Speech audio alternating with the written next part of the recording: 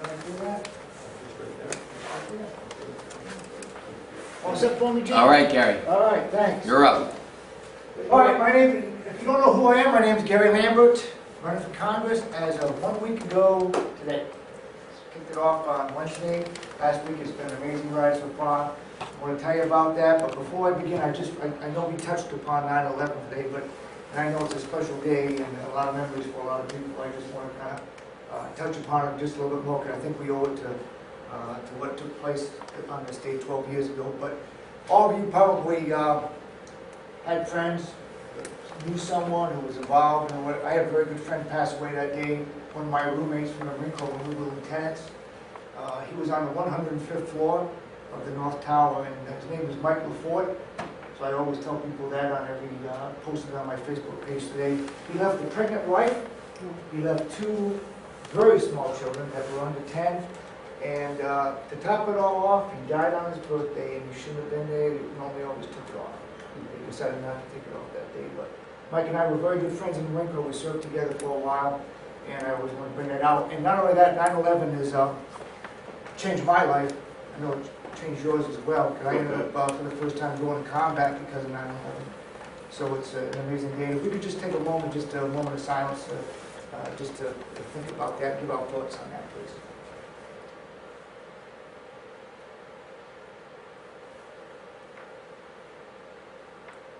All right, thank you. All right, so what I figured we'd do tonight was, nobody likes a guy talking for very long, but I'm going to tell you a little bit about myself, open up the questions, Gene, and that is where I think most of the meat and potatoes comes out, as we saw when we spoke with Jim. But just want to tell you a little bit about myself and my family, because I think that's the most important thing. So I got a great wife of 18 years. We've got two daughters, 17 and 12. And Catherine, my oldest, goes to Bishop Girton, senior. My youngest is in the 7th grade at Nashua Catholic in Nashua. I'm from Nashua. Not originally. I moved to Nashua in 1994. Met my wife on a blind date there in 1993. I was living in Boston. And, you know, so thank goodness there was no social media back then. You know, we never met on a blind date. When I showed up in an old pickup truck. I was doing Copenhagen at the time. I don't know what she saw in me, but that wouldn't have happened on Facebook. Anyway, so that's what we got there. Lori and I both come from a very middle-class background, both two small towns. I grew up actually in a really small town in Rhode Island, a place called Hope, and my wife grew up in a real small town in North Carolina. But we're both small business owners. She owns her own investment advisory firm in Nashua, does quite well at it, does a lot better than I do, which I guess allows me to do what I'm doing right now. And I own a patent and trademark law firm. I have offices in Nashua and Boston. Been making payroll, started that when I was 29 years old. Been making payroll ever since, got some great people. That allows me to do this as well. So I've been fortunate to be surrounded with some great people. I've got another job, so I'm running for Congress. I got the law firm, I got one more job. I'm a colonel in the Marine Corps Reserve. I just hit my 34th year this year. So I usually go down to Camp Lejeune once a month. I'm not going down this month, it's been a busy month because of the kickoff, but I do go to the Naval War College next week, and that's when I'm going to do my drills. But that's what I do. I've been doing that for a while and have a great time doing that. We got a limited amount of time, so I can't tell you all the reasons I'm running for Congress, because I got a lot of them. If you want to call me up, we can talk offline tonight, another time. But the main reason is this. I want to continue to serve my country. When I was 19 years old, I started serving my country when I put on the uniform of a Marine. As I mentioned, that was 34 years ago, and it's been an amazing ride. I've served in war, served in peace, been all around the world. The Marine Corps is taking everywhere. I've been to Med, been to Norway, been to Russia, been to, you name it, been there. And it's an amazing ride. But that ride comes to an end next year. I'm going to retire after 35 years. And quite frankly, even though I'm retiring from the Marine Corps, I can't bring myself to retire from serving my country. So I'm looking for a way to continue to serve. And one thing I didn't mention, but I have served as a elected official for a brief period of time. I was a state senator up in the Senate from 2010 to 2012. And I really enjoyed my service up there. I could not run for re-election in 2012 because of my changed circumstances in the Marine Corps. But my claim to fame, I don't know if you heard this, but Jim, you were talking about what's your record? Real Republican is won your seat since you left? Well, I can beat you on that, I think, because I was the first Republican to win my district in 94 years. Woodrow Wilson was the president last time. And another French-Canadian was the last guy to win, Marcel Thibodeau, in 1916. And so I did not know that before I ran. Maybe I might have had second thoughts, I don't know, but it worked out pretty good. But anyway, that was my time there. But anyway, the reason why I'm running, I want to continue to serve, and what, you know, where can I be most effective? That's what I'm looking to do. So where does our attention turn? Where is it turning lately? Washington, D.C. I mean, the place is in gridlock, it's dysfunctional, lack of leadership.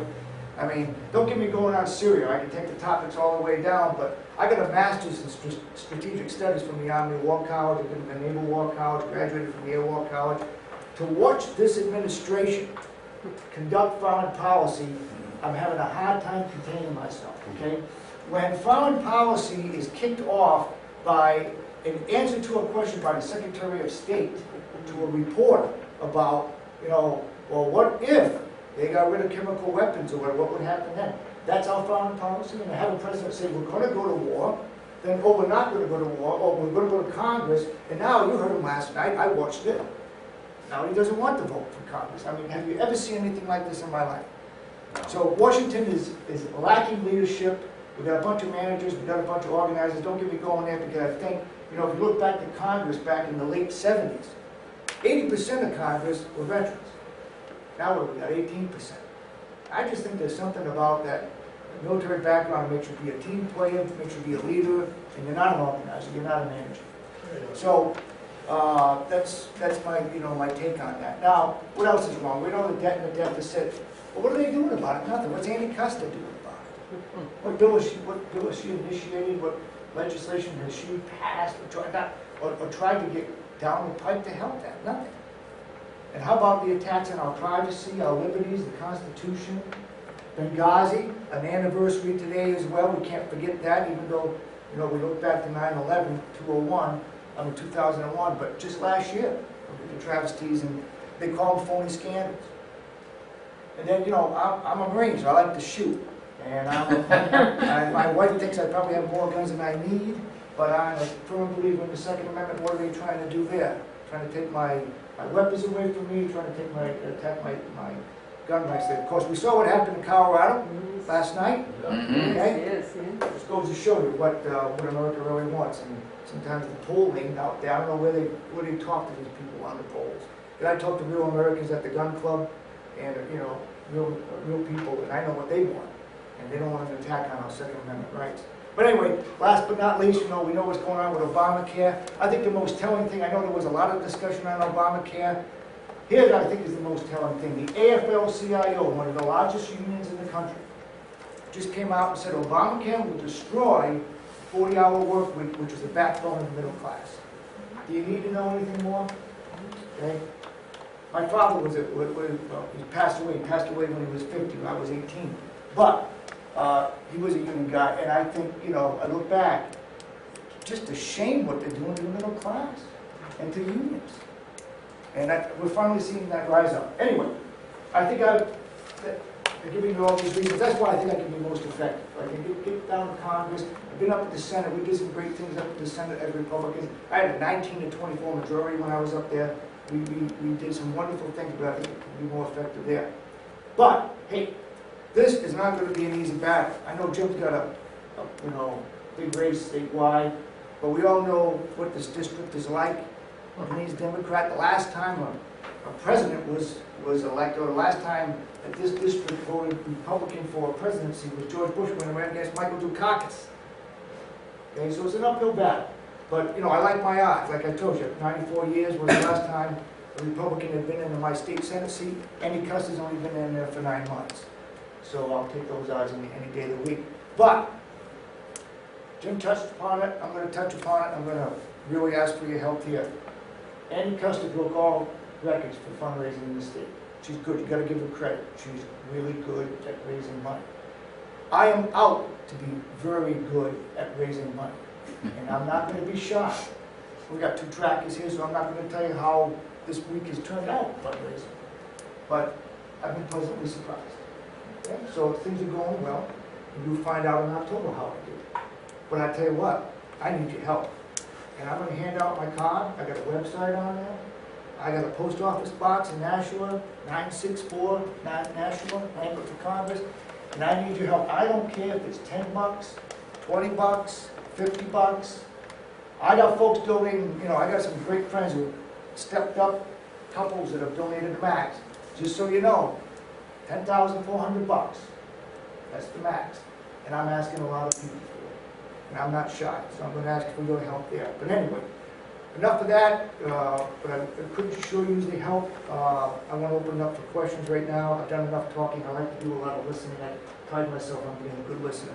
So that's what I'm going to do right now. And, yes, sir.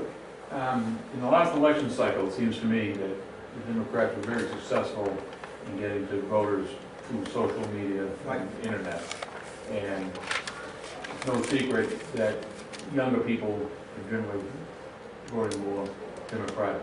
Do you have a plan to, number one, to have an effective plan on the internet to counter what the Democrats are doing, and number two, to get out and meet with the young folks and try to get them to see another side of it? Good question. You must be here as a plan, because I guess you don't know me in my social media.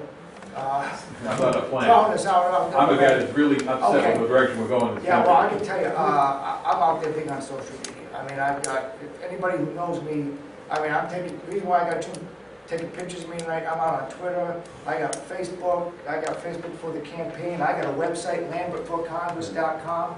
So, I don't know if you're gonna even do more than I'm doing, maybe, but I'm out there big, and all you gotta do is Google Gary Lambert, go on Facebook, you see me out there. As far as the youth, could not agree with you more.